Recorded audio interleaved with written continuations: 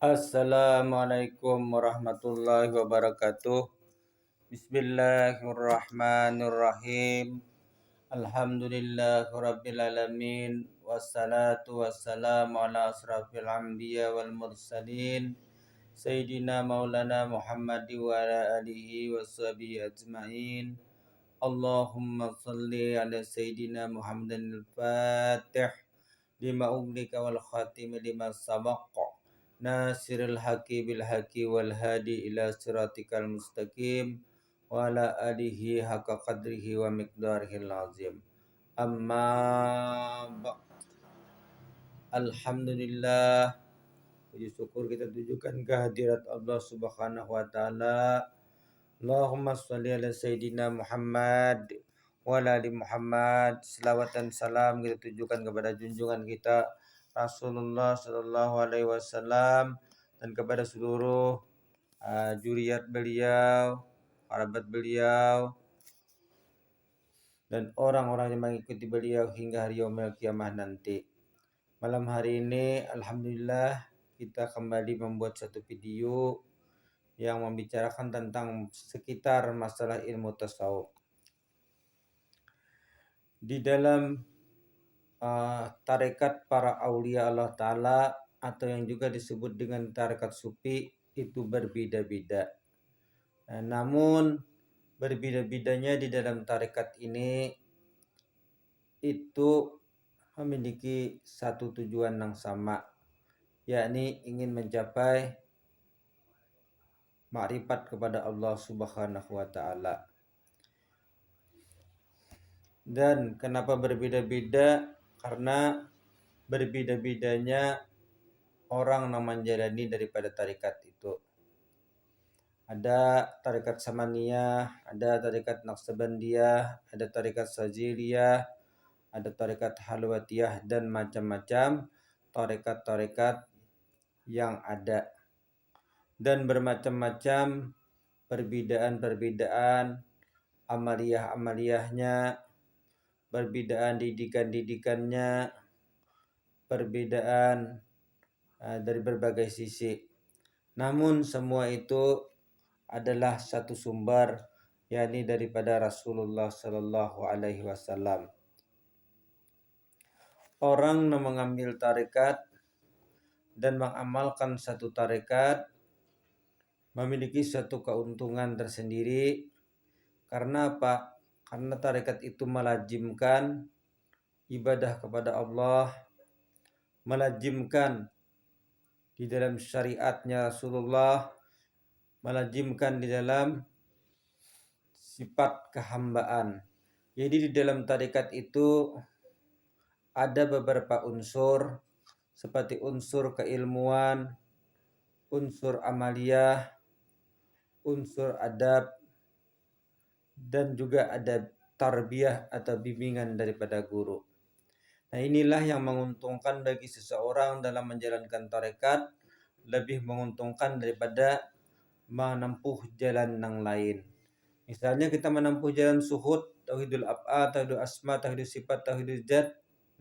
Nah, itu hanya menggunakan pandangan, tapi kadada amaliyahnya dan kadada tarbiyahnya, kadada bimbingan daripada guru. Nah, seandai kata pun kita mempraktikkan suhud itu misalnya di dalam ibadah, maka sebaik-baiknya suhud itu dipraktikkan dalam ibadah ketika kita menjalankan tarekah sufi.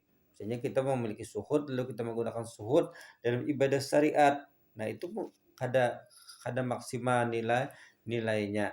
Tetapi kalau kita menggunakan suhud tadi, pandangan kepada af'al, pandangan kepada asma, pandangan kepada zat tadi, musyahadah tadi di dalam mengamalkan tarekat sufi dan di bawah seorang mursyid, itu lebih menghasilkan dibandingkan kita menjalankan suhud tadi di dalam ibadah syariat, apalagi menggunakan suhud di luar ibadah.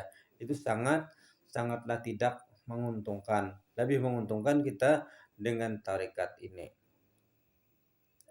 Seandai kata kita menempuh dengan perjalanan yang disebut dengan perjalanan martabat 7, kita mempelajari misalnya martabat ahadiyah yang disebut martabat kosong, kita mempelajari martabat wahdah yang disebut dengan martabat titik, kita mempelajari martabat yang disebut dengan martabat wahidiyah, itu martabat alif. Nah, kemudian kita mempelajari martabat alam arwah, nah disebut juga martabat Nur Muhammad, kita mempelajari alam misal, misalnya disebut juga itu alam apa? Alam pembagian daripada roh-roh nabi, roh-roh daripada Nur Muhammad, atau misalnya kita mempelajari alam ajsam segala macam. Nah, kita saat ini berada di alam insan. Nah, ketika kita ingin tarqi, naik dari alam insan ke alam ajsam, dari alam ajsam ke alam misal, dari alam misal ke alam arwah, dari alam arwah masuk kepada martabat alif, dari martabat alif kepada martabat kosong, martabat titik dan martabat titik, itu kadang memungkinkan kalau kita kadang memiliki jalan. Aulia Allah Subhanahu wa taala sampai kepada ma'rifat, mereka berjalan dengan memiliki jalan. Ada memungkinkan bagi kita, dan kita ini kada siapa-siapa, aulia lain, ulama lain misalnya, lalu hendak mencapai kemakrifatan tanpa berjalan dan tanpa jalan. Nah, oleh sebab itu mengekalkan suatu tarikat itu adalah sebuah keuntungan bagi kita tersendiri. Dengan mengamalkan tarikat yang sudah kita pilih. Walaupun saat ini mencari satu tarekat dengan mencari satu mursyid, dengan mencari satu guru, itu memang sudah susah. Nah, apalagi guru di dalam ilmu ma'rifat, di dalam guru tarekat saja kita sudah susah mencari guru yang bujur-bujur mursyid, apalagi di dalam guru ma'rifat atau guru hakikat. Itu sangat-sangat sulit. Dan di berbagai belahan dunia saat ini ilmu ma'rifat itu sudah banyak ditinggalkan orang. Sudah tidak dipelajari orang lagi. Karena apa? Karena permasalahannya tidak ada guru yang ahli di dalam bidang itu. Apalagi di tempat kita di Indonesia, sedangkan di Mesir, di Hadramaut, itu di Palestina, di Syria, di Irak, yang dahulu-dahulunya adalah merupakan tempat asal mulanya berkembangnya ilmu ma'rifat di sana, itu pun sudah kada ada lagi yang mengajarkan tentang masalah ilmu ma'rifat, tidak ada lagi yang mengajarkan martabat 7, tidak ada lagi yang mengajarkan tentang masalah pengenalan diri, tidak ada lagi mengajarkan masalah Nur Muhammad. Karena apa? Karena orang-orang yang ahli di bidang itu sudah tiada lagi. Apalagi di tempat kita di Indonesia ini, makin sulit kita mencari guru nang bujur-bujur mursyid. Nang kita khawatirkan ada orang yang mengajarkan itu tapi orang itu bukan mursyid. Karena untuk mengajarkan satu ilmu, ilmu itu harus diajarkan oleh orang yang ahlinya kepada ahlinya. Nah, untuk mengajarkan satu ilmu hakikat, untuk belajar satu ilmu hakikat, orang ini sudah termasuk sudah sampai kepada makam mutawasid. Artinya sudah melewati makam mubtadi. Di makam mubtadi ini kita hanya mempelajari ilmu-ilmu yang dipardukan seperti mempelajari ilmu syariat, mempelajari ilmu iktikad, mempelajari ilmu tarikat. Ini masih kita di makam mubtadi.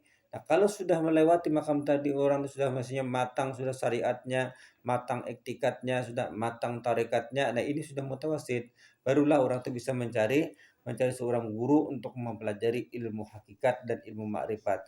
Nah, seorang guru untuk menjadi seorang mursyid di dalam itu sudah di dalam ilmu makrifat, mereka harus sudah mencapai makam yang disebut dengan makam arif billah dan makam insanul kamil. Untuk mencapai makam insanul kamil ini itu terlalu sulit karena dia harus menjalani daripada alam insan, alam ajsam, alam misal, alam arwah sampai kepada martabat itu, martabat alif, martabat itu sudah dijalaninya.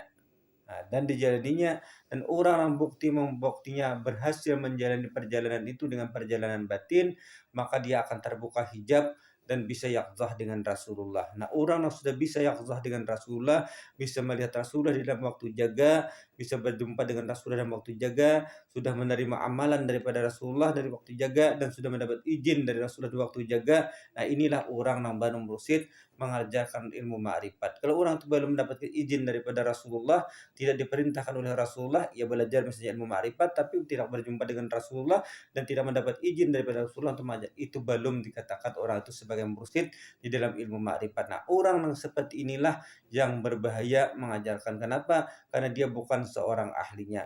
Tambah lagi kita belajar bukan ahlinya, kita syariat kadang matang, kita iktikad kadang matang, kita belum punya torekat, lalu belajar misalnya langsung ingat ma'rifat lawan orang nang kada arif billah, nang kada insan kamil. Nah, ini hanya membawa kita untuk suatu keterpurukan di dalam keilmuan, hanya membawa kita itu semakin rusak.